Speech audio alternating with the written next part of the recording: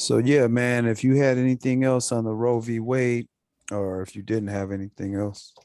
Well, yeah, I got one last thing where, when we talk about like the population control and, them using abortions to basically minimize black numbers, for those who are still kind of skeptical, I want you to look up a few things. So the American Psychological Association had recently, like in 2001, they came out giving an apology to people of color for their role in promoting and perpetuating and failing to challenge racism.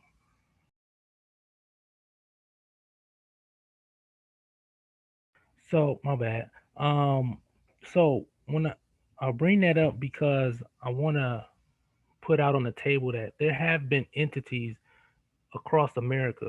I mean, supposedly highly respectable people and organizations that are coming out, like in the medical field, saying that they're apologizing. And the reason that's significant, because when you apologize, that's an admission of guilt, right?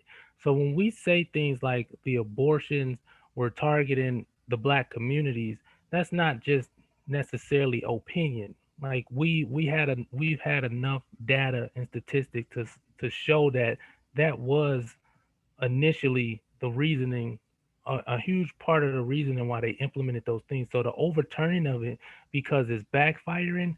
Now that is an opinion, but it's an educated opinion. So I just wanted to put that out there to look up some of those things. Just Google and search, different entities that have actually made public apologies to the African American and Black communities for not challenging these things in the past and falsifying data to encourage basically racism and white supremacy.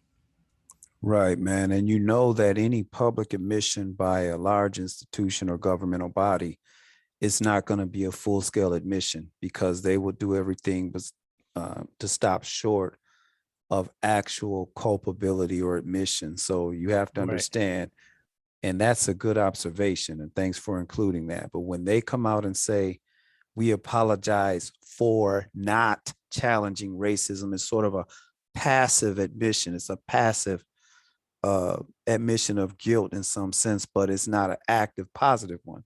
Saying Right. we participated and perpetuated racism and genocidal attempts, you know. So you gotta sort of listen to what they're saying and say, well, okay, if you're coming out saying this publicly, we know you're going to give sort of the watered down admission. And so what should we Right. really look for now? No, definitely, definitely, and that's absolutely right. And that's why I'm saying we're here to kind of put that out there and educate the people and basically give as much knowledge as we have to say we're in a good space, but we just got to push a little harder, a little more unified and organized. But you can see the pressure is on because even that passive kind of admission I feel comes from more pressure than just, oh, we want to be good now, or we've just decided to acknowledge this. Like pressure is coming from somewhere. It may not be a lot of pressure, but just to see people kind of backtracking from something they've been pushing and believing for hundreds of years, to me is a good sign that we're making some headway. Of course, not as fast and as much as we'd like, but to just pay attention to the small things as well. Right. And just because, like, I think of those like medieval kingdoms, man, where you have a king or a ruler, and then they're up to something, they're doing some nefarious things, they're taking people's children, and then there starts to become a murmur among the people start to talk. And no matter how much the paid town crier shouts from the rooftops, at one point the people stop believing what that person is shouting because they know he's on the king's payroll. And you can't stop the organic sort of murmurings of the people as they talk amongst each other. And oftentimes, that will force the king to put in certain policies or back off of certain actions that he was doing in attempts to head off, like a revolution or a coup. And Hmm. then that power dynamic, I don't think it's negligible in this case where you have a government who has a paid media They have mainstream media, and now they have, sort of mainstream factions within social media. But no matter how much they try to ignore certain topics or misguide the people or divert their attention, there's still a grassroots movement. There's still, thousands, if not hundreds of thousands or millions of singular, if you count singular channels, that are starting to resonate that same message, and get that information out there. So you'll see, I'm not surprised to see mainstream sort of heading some of those things off. Facts, man. But yeah, man, on this other topic, which, again, I challenge people to really think about this in this context. And I'll just mention this in passing, man. I'm going to put up here a map of the states that have either initiated anti LGBTQ policies and legislation or have actually enacted them or signed them into law, rather. I believe that the yellow are states where the legislation has been proposed, and the other color there are the ones that have actually been signed into law. So I'm just going to read a snippet. This is from NBC News, and this is a leftist site. But it says anti-LGBTQ state bills are on the rise. Bills specifically targeting transgender Americans have skyrocketed since 2018, but with all but 3 states weighing at least one since 2020. The state of legislation includes measures that would restrict LGBTQ issues in school curriculums, permit religious exemptions to discriminate, quote unquote, against LGBTQ people. And I take that to mean religious expression, whereas you may have religious um, doctrines that are pro or specifically state that male and female is the popular union. But it would allow those people to assert those religious beliefs, and it would limit trans people ability to, quote unquote, play sports. Again, this is hard sort of reading this sort of interpretation, because that play sports means when you have men competing against females at birth. You have males that were males at birth competing against females in traditional women's sports and being able to get, gold medals and knock the crap out of women and all that.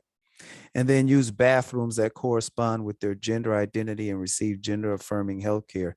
And again, within that statement, you would have people's concerns about underage children. And the epitome of that was the little girl being in the bathroom with a grown man who just became a little girl the week prior. And now he's in the stall next to your baby. So anyway, you have a lot of laws, legislation being advanced, voted on, and signed into law, signed into legislation. And again, here's the map. And I would say, yeah, I challenge the people to think about that. Like, is this just a coincidence? Because up to this point, it seemed to me that LGBTQ legislation and lobbyists, interest groups were pretty powerful. And it seems, in light of that, it seems kind of sudden, almost surprising that there is just a sudden backlash and a snapback with apparent success, uh, where people are suddenly not afraid to speak out against it, at least lawmakers signing it into legislation. So is this again some anomaly, some coincidence? But I challenge you, to think about that. That if it were the case that you want to repeal the negative effects of birth control, that's one of the things that one would expect to be done. You got anything on that, bro? Yeah, no, that's true. Not really. I mean, that's very true. I think that again, you put it in a nice format, so I don't want to mess it up too much. But definitely Oh man. it's it's basically like you can see it backfiring, and I don't think that they would just again address these things just because they felt like they made a mistake. Like they had to see something, Right. something had to show where it was like this ain't going the way that we thought it would, and we need to do something about it now. So somebody saw something that got them spooked because they started making decisions almost overnight and out of nowhere, really. I mean, especially as we saw the movement moving in such a progressive direction where it was becoming more the topic of discussion, like in the workplace, where it's like, what kind of bathrooms you have and this, and like people were getting super sensitive about this. So either somebody saw something they didn't like, or they they feel that they're moving too fast and they're afraid of a backlash. But I highly doubt the second option. I think it's more the first option. Somebody's Right. numbers didn't look right, and they said we can't do this because in a white supremacy world, the last thing they will want to do is decrease the numbers of the white population. At least not until they're ready. Yeah, not until they're good and ready and found out who they would rather replace them. Which at this point, I'm still guessing it ain't African American people. Right. Hey man, you know what it makes me think about? There's a saying, drastic times call for drastic measures. And if you were to reverse engineer, like when you're problem solving, drastic times calls for drastic measures. Typically, we're used to experiencing the drastic times, and then we would then take drastic measures. In this case, we see the drastic measures. So reverse engineering that is like, okay, what are the drastic times? Because these are definitely drastic measures. Yeah. So when you look at the usual suspects, man, I don't know that concern about the colorization of America, and I believe it's called white replacement theory. Hmm. I can't. Well, I'll look it up and I'll put a clip in here. But that theory that's got a lot of, I would just say whites, not just those that identify as conservative or even Republican. Amongst the liberal crowd, there are many racist views, Hmm. within white America. So if you want to say racist or conservative, I mean, according to their actions, I mean, there's a lot of people across both aisles that Definitely. see are seeing drastic times and hence drastic measures. Yeah, definitely. I mean, we can talk about the different presidents and what they've done to the minority groups, whether liberal, conservative, Republican, or Democrat. So but yeah, the times definitely I think they have to be present. Is something that I don't think the mainstream media talks about, but it's something that they know about. And when you look at how just natural disasters, disease, the way things spread, the flooding, the economies, the unstable economies of these so-called superpowers or what was once considered superpowers, like they see what's happening. They see that they're losing power. They see that the people are not falling for the tricks. They don't show it as much, like I said, on the mainstream media, but they obviously feel this or know that on the day to day, the average people are waking up. And it's becoming more common for people to question the authority. And I think when you're trying to maintain power and maintain numbers and maintain ideologies and all these things, that's what the desperate times is, in my Right. opinion. And that's what you're seeing. Like you see the African nations just pushing back. Like it was I can't think of the country. I'll try to look it up where we could put a link up. But there was a country in Africa that literally like struck gold. And they basically said they're not giving any to America, and they done exporting their gold to America. So they see that the African nations are trying to unite, right? And they Right. see how that's affecting, the African Americans across the globe, because we've already talked about, you know, the the way that that works, right? We have a few topics about that, the quantum entanglement, so to speak, right? So these things are happening where they're feeling something. Maybe they can't pinpoint it, but they see that there's definitely a change coming, and it's not something that you're just gonna Google and see.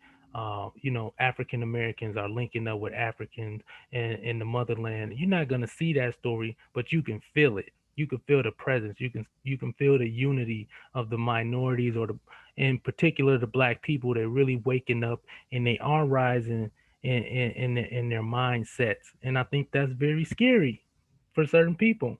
And that makes you want to perpetuate and push those narratives even more, to say no, we're going to maintain power, and this is how we're going to do it. We gotta stop abortions. We can't do that. We need to increase our numbers. We need to go into the black communities and do XYZ. To me, that's what I'm feeling. I feel like it's a panic because they feel that energy, and that's the energy that a lot of people don't talk about, or they wanted to ignore for so long, but now it's just in your face, because there's no other way to explain what they would call a coincidence. That would be the drastic times, hence the drastic measures. But yeah, man, you mentioned Google. You said don't expect to just Google and see Black Americans rising up, being an example, Blacks in Africa being example, leaders of a world revolution in the brewing. But mentioning Google, I have was just gonna take us out to segue out on this, man. It's sort of a throwback. I mean, it's connected to what we were talking about with the Roe v. Wade thing, but I wanted to speak on it as a piece of how prominent social media, Google, and these sort of tech giants, what type of role are they playing in this world? And, is it just social media, or is it, another sort of branch of government? And if you wanted to say something quick, man, otherwise I'll just skim through this article. It's pretty brief, and I'll post a link here. No, I don't have anything to say, so I'm gonna let you go ahead and take it. Okay, cool. Um, this the header of this article, it's Google says it will delete users' location history at abortion clinics and other personal data. The update will take effect in the coming weeks. Jen Fitzpatrick, a senior vice president at Google, wrote in a blog post. So essentially, this is Google's response to the Roe v. Wade decision, and they appear to be taking a stance. So here we go. A bubble marking device sits adjacent to this clinic open sign at the Jackson Women's Health Organization clinic in Jackson, Mississippi on July 1st, 2022. The clinic is the only facility that performs abortions in the state. This is by Olivia Orlander and is dated the 1st of July.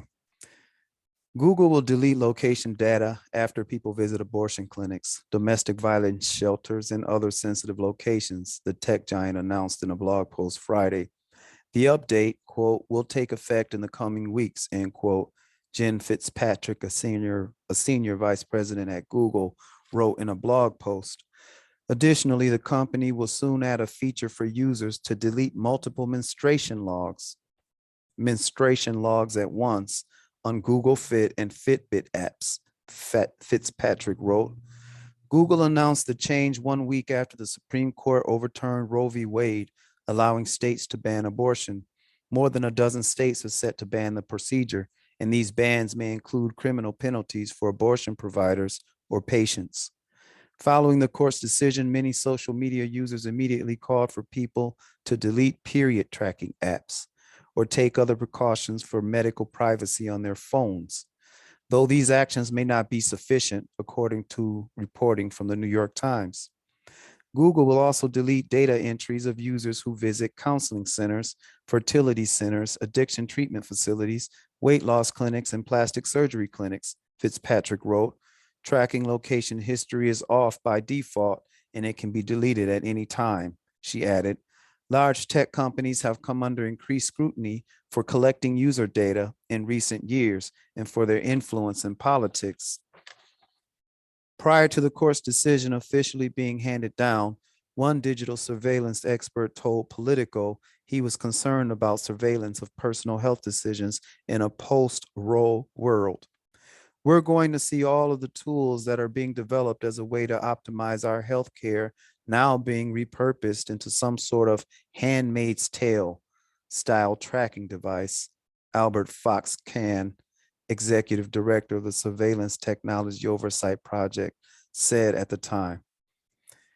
So, man, there's a couple things that jump off the page, so to say, with this. First of all, Google, who, well, backtracking real quick, when you talk about the forms of government, you got the executive, you got the judicial, and you got the congressional. People would say the other unofficial forms or entities that are integral to a healthy government and democracy is the people and the media. Google, for all intents and purposes, has become sort of a de facto media, meaning even what we're doing now, run a certain platform. And to the extent that people get news from their computers and they get news feeds, Google is essentially a form of government in that sense by default. But here you see an active act being taken by Google to say, we will proactively delete users' information after they visit such places or do such things, meaning they're going to take a role in deleting or repealing back some of the information that obviously they used to allow to be in the open market. So that being said, it speaks to the power of Google and these sort of social media moguls and institutions that ought not to be, because they can obviously weigh in and influence public opinion on so many things, and they can actually take an active stance against what the Supreme Court did, or in response to the Supreme Court with no ramifications.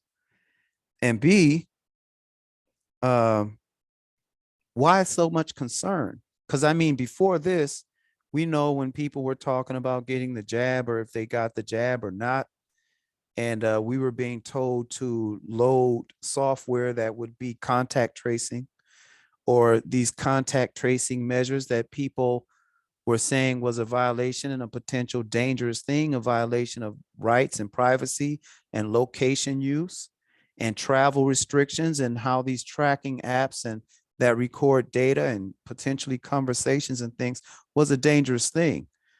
But we, in parentheses and air quotes, we were told that that was preposterous. There was no concerns that, you know, the government wouldn't be so irresponsible or dangerous. Now here you have an immediate reaction by Google themselves. It says, oh, wait, there's a problem. There's a reason for concern, because Roe v. Wade was struck down and left to the states, and we better hurry up and start to delete people's, even women's menstrual cycles. So a woman who has a app that keeps her menstrual cycle, or whether she goes to a certain, visits a clinic, her geolocation, her personal health app information, Google is going to take measures to delete those things, or to extra measures to keep those things out of public hands. Meaning, I don't know how much they will be concerned about private citizens hacking people's information and shaming them, as they would be about this information could be accessible by the government. And if there are criminal penalties imposed upon people for going and sneaking and seeking out abortions based on their habits and their, you know, are they missing their period now? But now all of a sudden, you know, they they're getting it back again, and they're able to sort of determine that if someone is getting abortions. And it seems like Google is going to those lengths to sort of shield those people from the very government entities that we were previously told, right, we didn't have to worry about, because all that was conspiracy theory. But that's the first leg on that, man. You got anything? Yeah, man, that's deep. That what you was reading was deep, so I was trying to stay, silent on it, but for you to get through it. But yeah, I agree. Like, what do they know that we don't know quite yet? Because obviously there's a real concern for you to, because that's gonna cost money. And one thing in America, we know if they're gonna spend money on it, it's serious, right? They're not gonna spend the money to delete histories and all that stuff if there's not really a threat or potential. They ain't scared of something. whether they want to do it to protect the people's rights or not. I don't know how true that is, but whatever they're afraid of, even if Google feel like they may somehow be liable or held accountable where they can get sued for participating or promoting abortion somehow, like, but somewhere in the line they seen something again, that red flag, where people starting to kind of want to erase their tracks and involvement of such things if there's going to be criminal penalty. So to me, it sounds like it's based off of what you just touched on. It's so many angles as to why a company that makes so much money would even care so much about such a problem potentially happening, unless they knew that this was actually going to be something that's coming forth in the future. So that's deep. I think y'all should really pay attention to that for sure. Right, coming forth or imminent, or at least a very real possibility. I mean, you don't you lock your doors and you lock put things in a safe and all that because there's a potential for loss or theft. And Google, Exactly. I don't know. Back in the day, I know there was the back and forth between Google and law enforcement, allegedly back and forth, where law enforcement was asking for access to individuals' information. And when Google was, volunteering information or not, allegedly, and then Google, how Facebook sometimes would, scrub people's profiles, like say these shooters or these racist shooters or these cops that say things, all of a sudden when you go to look, it's as if Google and or law enforcement immediately scrubs their profiles so that the inflammatory speech and sort of their racist views are not readily accessible by the public. And that sort of collaboration between Google and law enforcement implies that, yeah, there's access there. There's a sharing. There's a lane where they communicate things. And being that Google is going to go to all these measures, like everything I mentioned here in the article, whereas before they would simply say, download this app, click that you agree with the terms, your privacy data, yada, yada.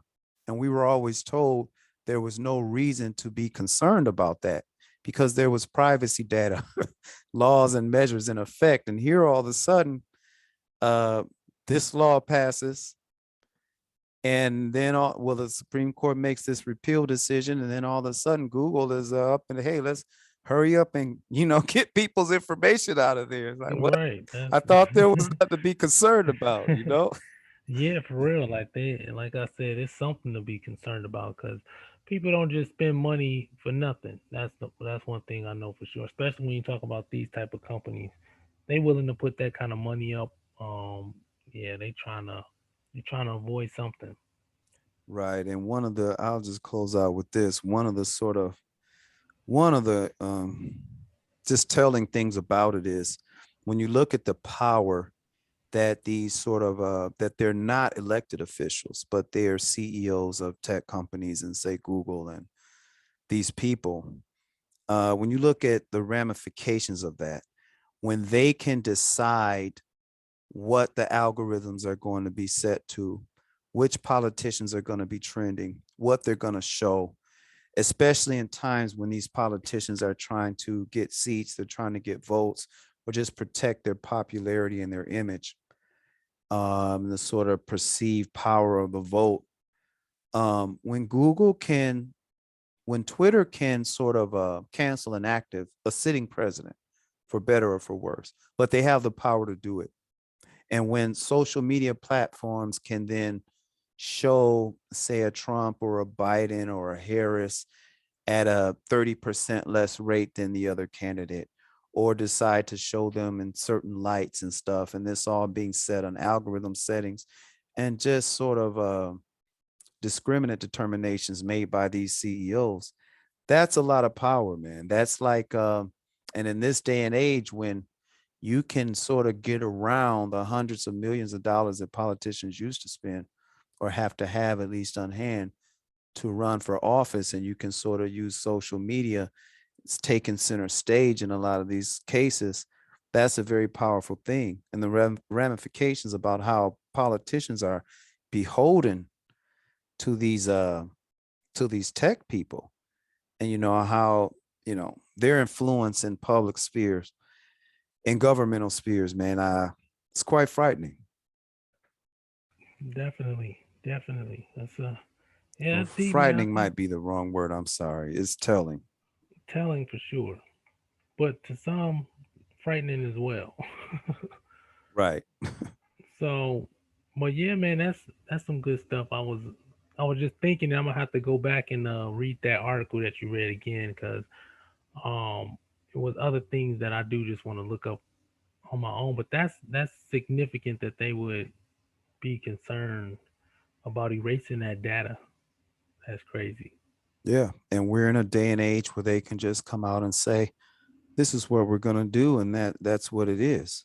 So Yeah, almost and like a it's also Supreme like Court decision itself.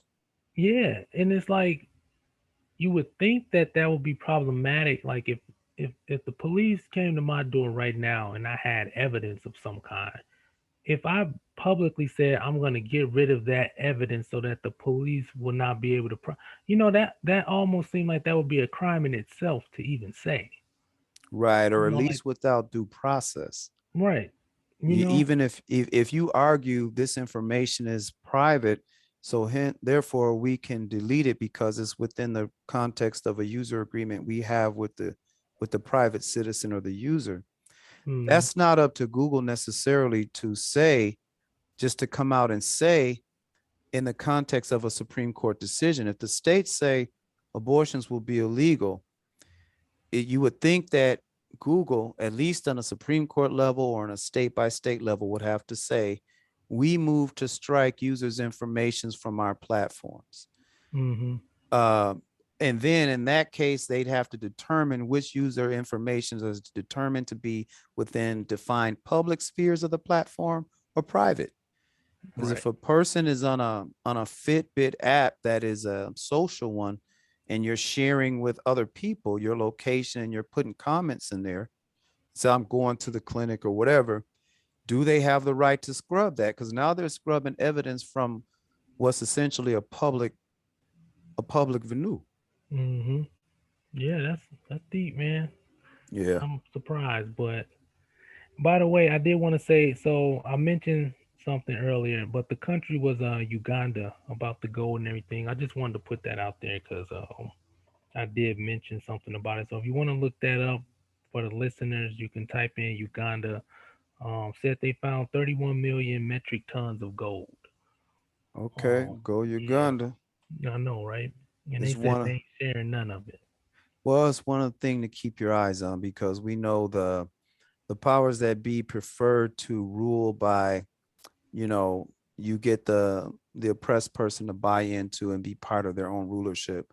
So rule them by the mind and by the culture.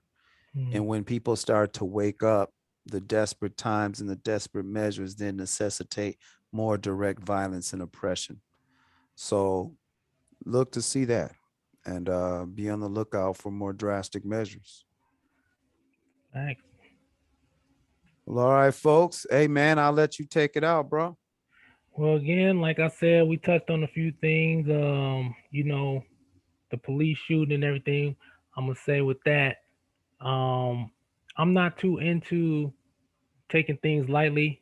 Again, I'm gonna reiterate and say we need to start taking those matters way more serious. And I'm not talking about, put the guns down, pick up a smoothie campaigns. I mean, that type of stuff is cool. I'm not knocking it, but we have to push so that these type of things really don't happen. Nobody should be gunned down like that. We talked about the Roe versus Wade. We ended with abortions and the LBGT repeal. So we encourage the listeners to give us feedback, comment, continue to listen. We're gonna keep coming with more content, and we really do appreciate everybody. Here, here. Pe- Facts. Peace out. Peace.